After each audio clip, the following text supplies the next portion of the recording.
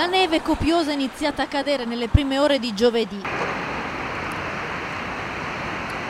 Lo scenario più suggestivo Prato della Valle, nonostante il gelo, il tempo di uno scatto con il cellulare per immortalare l'isola Memmi e le sue statue coperte di bianco. La Torre della Specola sembra avvolta dal gelo e uno strato bianco ricopre le tende delle bancarelle delle piazze del centro storico. La neve attesa a Padova è arrivata puntuale. Il piano comunale, pronto da settimane, ha messo in campo 7 mezzi spargisale che a partire dalle 9:30 hanno pulito e salato preventivamente le strade comunali.